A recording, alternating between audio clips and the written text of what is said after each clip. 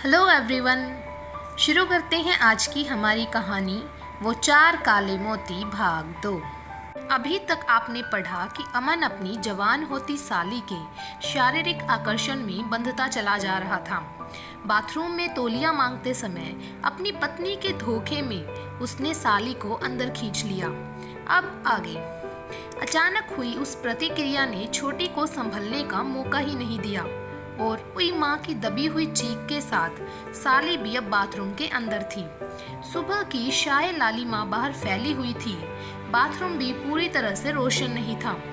अनजान जीजू ने साली के चेहरे पर ताबड़तोड़ 5-7 किस चढ़ दिए। जीजू ये क्या? अचानक छोटी ने अनचाहा प्रतिकार किया। अमन को काटो तो खून नहीं, पल भर को सन रह गया वो, क्योंकि उसने छोटी को अपनी पत्नी साक्षी समझ के ही ये कदम उठाया था। Sorry very sorry. रमेश तौलिए से अपने आप को ढकते हुए छोटी से माफी मांगने लगा। छोटी भी हक्की बक्की खड़ी थी। उसकी समझ में नहीं आ रहा था कि वो बोले भी तो क्या बोले। वो भी हड़बड़ाहट में तौलिया लपेटते सामने खड़े अपने जीजा से उसने अपने हाथों से खुद के मुंह को ढका और द्रुत गति से बाथरूम से बाहर को भाग गई। जीजा जी फटाफट नाश्ता पानी निपटा कर ऑफिस को भाग लिए। जितनी देर वो घर में थे उतनी देर ना तो साली ने उनसे नजर मिलाई और ना ही अमन की ही हिम्मत हुई कि वो साली से आंख मिला सके। लेकिन पूरा दिन छोटी अजीब सी उलझन में रही। उसके दिमाग में ना जाने क्यों उसके अधनंगे जीजू लगातार घूम रहे थे। आज अमन जानबूझकर लेट घर आया। आते ही साक्षी से धीरे से पूछा, छोटी सो गई? कमरे की तरफ ताकते हुए अमन ने साक्षी से पूछा, क्या बात है जी? आज आते ही साली की याद आ रही है? साक्षी को सुबह के वाकये का जरा भी पता नहीं था। वो बस ऐसे ही। अमन ने अनजान बनते हुए उत्तर दिया, तुम खाना शुरू करो, मैं छोटी को उठाती हूँ। रसोई की तरफ रुख करते हुए साक्षी बोली, ना छोटी को बिल्कुल मत उठाना। जिसकी नजरों से बचते बचाते वो इतनी देर से घर आया, उसी को सामने लाने की बात सुनते ही अमन मिमियाते हुए कहता है, क्यों ना उठाना? आखिरकार उसने भी तो खाना खाना है। सोई थोड़े ही है वो। कह रही थी कि आज जीजू के साथ ही खाऊंगी। अच्छा उठा दो फिर। अपनी सकुचाहट छिपाते हुए अमन बोला। अब छोटी और जीजा जी खाने की टेबल पर आमने सामने थे। साक्षी अंदर रोटियां सेकने में व्यस्त थी। जीजू की नजरें जमीन में गड़ी जा रही थी। छोटी से नजरें मिलाने की उसकी हिम्मत बिल्कुल भी नहीं थी। लेकिन साली जी लगातार अपने जीजू को खा जाने वाली निगाहों से घूरे जा रही थी। क्या बात जीजू? फर्श पर कुछ इम्पोर्टेंट लिखा है क्या? नहीं, बस ऐसे ही। अचानक पूछे गए प्रश्न ने अमन को हड़बड़ा सा दिया। लगातार फर्श पर ही नजर है आपकी। सामने खूबसूरत साली बैठी है, उसे भी नेग्लेक्ट कर रही हैं आप? नहीं, ऐसी कोई बात नहीं है, सकुचाते अमन ने कहा। लेकिन शर्माते हुए अच्छे लग रही हैं आप। साली ने तंज कसा। अमन ने थोड़ा सा मुंह उठाया ही था तभी, सुबह तो बिल्कुल नहीं शर्माए आप। अमन का उठा मुंह दोबारा झुक गया। अरे शर्माइए नहीं जीजू, लेकिन उस ड्रेस में बड़े कातिल लग रहे थे आप। साली ने पुनः तंज कसा। कौन सी ड्रेस में? हिम्मत करके अमन ने पूछ ही लिया। अरे वही ड्रेस, जब आधा अधूरा तौलिया लपेटे थे आप। सब कुछ तो दिख रहा था जीजू। क्या सब कुछ? अमन शर्म से लाल पीला हो रहा था और साली मजे लिए जा रही थी। वही छोटी रोटी। साली की 2 नंबरी मजाक पूरी होती उसके पहले ही साक्षी ने गरम रोटियां मेज पर परोस दी। थोड़ा आराम से खाइएगा जीजू, रोटियां बहुत हॉट हैं। जीजा जी की थाली में गर्म रोटी रखते हुए छोटी ने मजाक किया। खाना निपटा। अब अमन और साक्षी बिस्तर पर थे, लेकिन अमन की आंखों में नींद नहीं थी। वो सुबह की घटना की क्रिया व प्रतिक्रिया दोनों को समझने की कोशिश कर रहा था। वो सोच रहा था, एक मैं हूँ जो शर्म से गड़ा जा रहा हूँ और एक छोटी से थोड़ी सी भी शर्म लाज नहीं है। वो मजाक पर मजाक किए जा रही है, वो भी सीमाओं से परे। उसकी आंखों में भी मेरे प्रति कोई असामान्य भाव नहीं थे। क्या है उसके दिल में? क्या चाहती है वो? कहीं वो भी मेरे प्रति आकर्षित तो नहीं? नहीं, साली है वो मेरी। और ये मैं क्या सोच रहा हूँ और क्यों सोच रहा हूँ? मेरी प्रिय साक्षी, उफ, ये क्या हो रहा है मुझे? सोचते सोचते अमन को कब नींद आ गई पता ना चला। सुबह वही क्रम।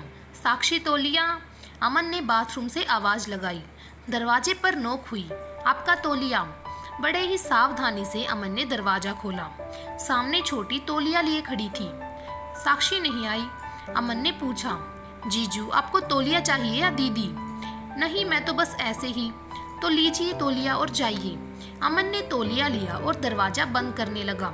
तभी साली ने तपाक से पूछा, कुछ और तो नहीं चाहिए जीजू?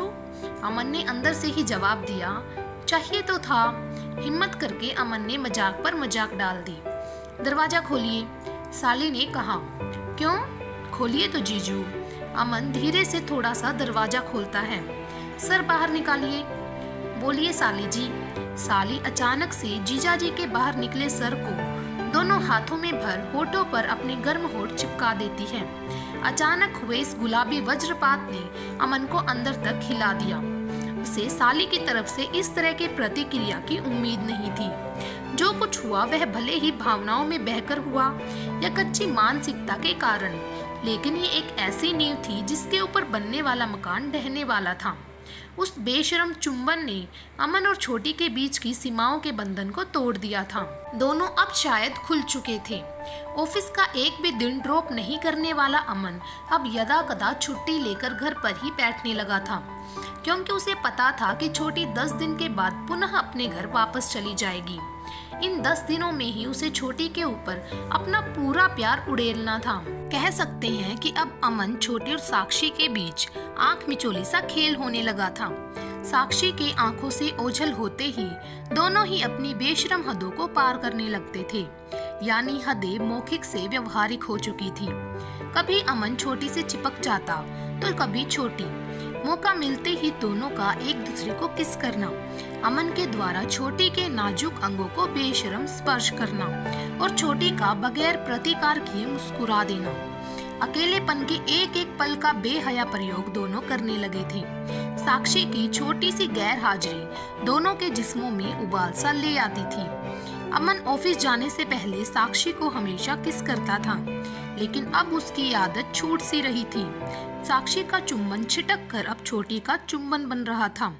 वही हाल वापसी का भी था, यानी जीजा साली के नाजुक से रिश्तों की डोर अब बेहद कमजोर हो चुकी थी और सिर्फ एक मौका इस डोर को तोड़ने के लिए काफी भी था। दोनों ही शायद इस मौके के लिए लालायित भी थे। अब वह दिन भी आ गया था जिस दिन साली को वापस अपने घर जाना था। खाने की टेबल पर आज सभी लोग साथ बैठे थे। जीजू, कल तो अब जाना ही है, पता नहीं अब कब आना हो, लेकिन आपका ऑफिस देखने की चाहत मन में ही रह गई। साली ने आखिरी पत्ता खोल दिया। अरे ऐसी क्या बात है, कल तुम्हें छोड़ने जाना ही है, पहले अपना ऑफिस ही दिखा दूंगा, अमन ने कहा।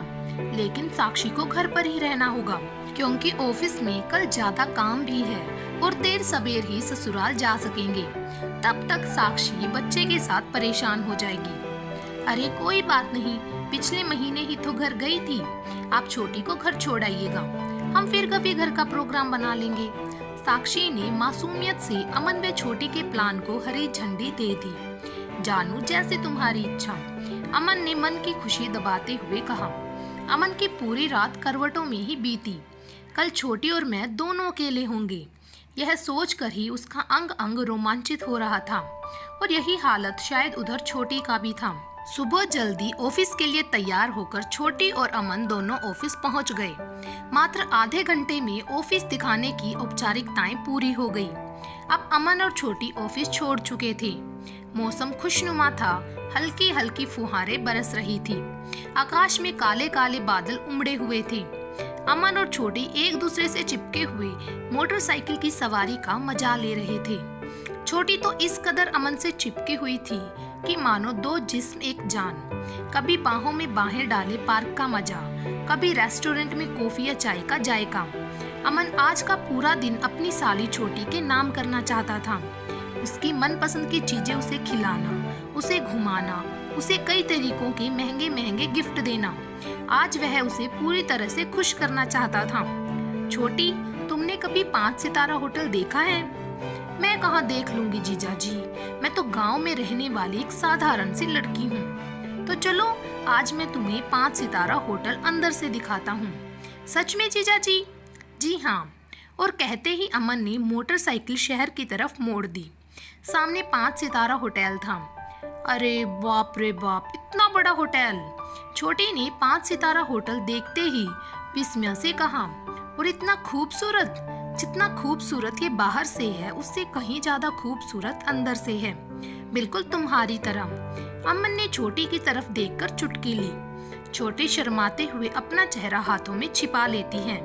इस होटल में अमन का आना जाना लगा रहता था।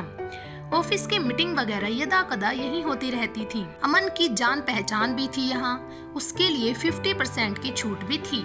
अंदर पैर रखते ही छोटी खुशी से नाच उठी। इतना सुंदर, दुनिया के बेस्ट होटल में से एक है ये।